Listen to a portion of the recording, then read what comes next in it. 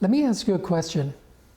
What do Barbara Corcoran of Shark Tank, Warren Buffett, one of the richest men on the planet, and Joel Osteen, the leader of one of the largest churches in the world that you see on television every week, what do they have in common?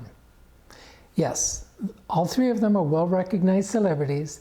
They are multi-millionaires, with Buffett being a multi-billionaire, but they were all at one time deeply afraid to speak in public.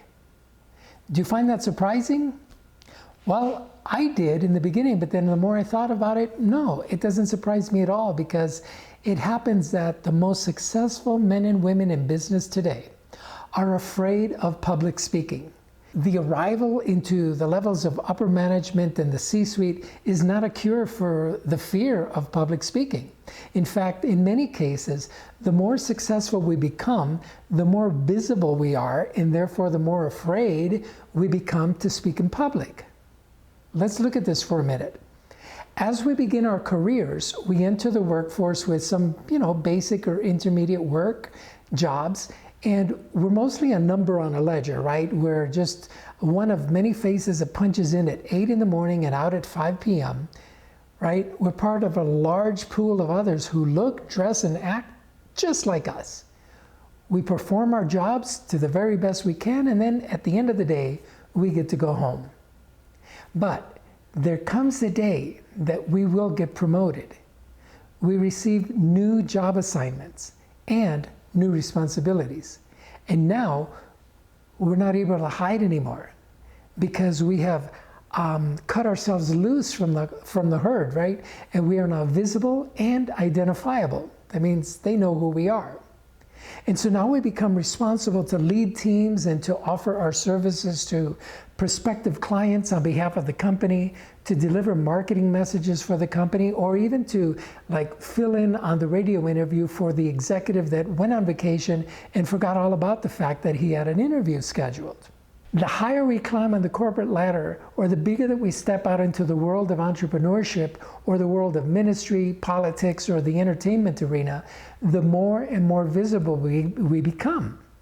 And the more visible we become, the greater likelihood exists that we will be called upon to share our thoughts, our ideas, and opinions with others. And so now, listen to this. We've devoted years of working in the trenches and trying to move up into better and higher paying positions. We did this intentionally, right? We've gained mastery over what we do and how we do it. We have gained a high level of understanding about the products and services that our company offers. And we even know, and we can deeply understand how those products and services can benefit the end consumer. And we can talk about this all day long to our colleagues, to our friends, or to our family, right?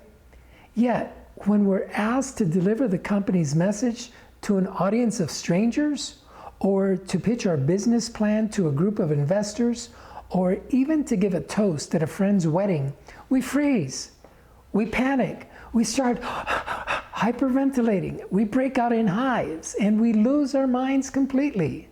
Why is this? Why do you think? Does this happen to you? I'm sure it does, because I think that the reasons vary, right? I mean, we each have our own particular reasons, but it boils down to this. It boils down to our self-talk. We say, I'm terrible at giving presentations. I hate public speaking. Or we say, nobody wants to listen to me. Have you ever noticed that the more that you refer to yourself as being this way or being that way, the more that you actually become that way? It's true. In fact, it's scientifically proven that what you say and believe about yourself is what you will ultimately become. Let me prove it to you. Have you ever heard of people getting sick or acquiring a disease in their body for no other reason than they told themselves over and over that they were afflicted with a particular disease or illness? It happens all the time. So the point I'm making is that we can speak our way into being afraid.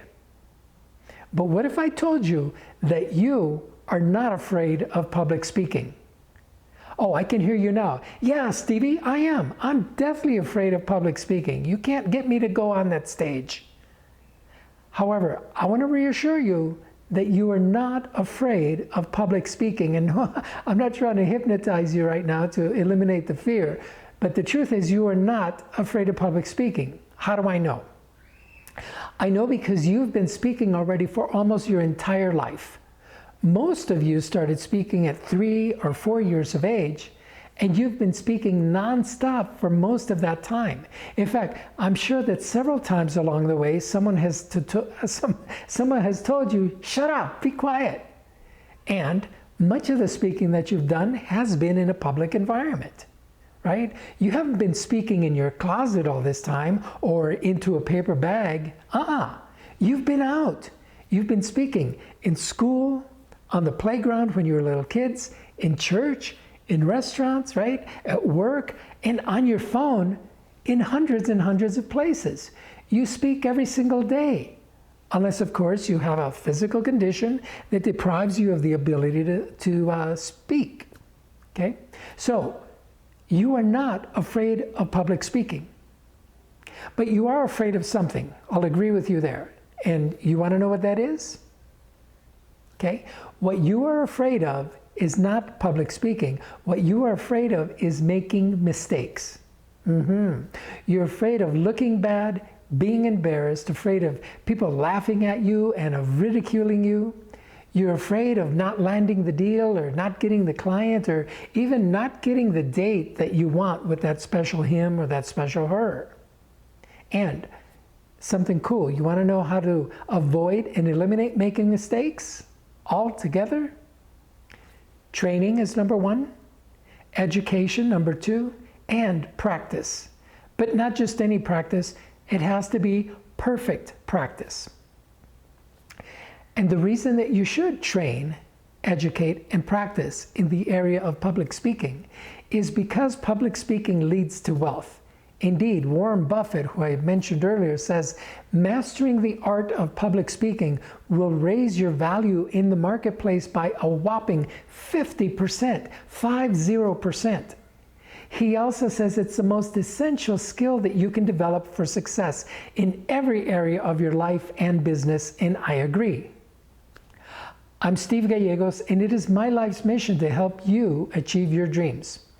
I teach 3 specific topics. Number 1 is self-mastery, which deals with how we think, make decisions, and act. Communication mastery, which deals with how to speak, present, and perform. And relationship mastery, which deals with how to connect with ourselves and how we relate to others. These are the 3 pillars to what I call a remarkable life. And if you are out of balance in any of these areas, life will have its way with you. To watch more videos like this one that will guide you to experience even greater satisfaction in your personal life and in your business, subscribe to my YouTube channel or follow me on Facebook or Instagram by @StevieGSuccess. Or better yet, connect with me personally and let's do whatever it takes to get you, your team, or your employees to become their absolute best. Thanks for watching.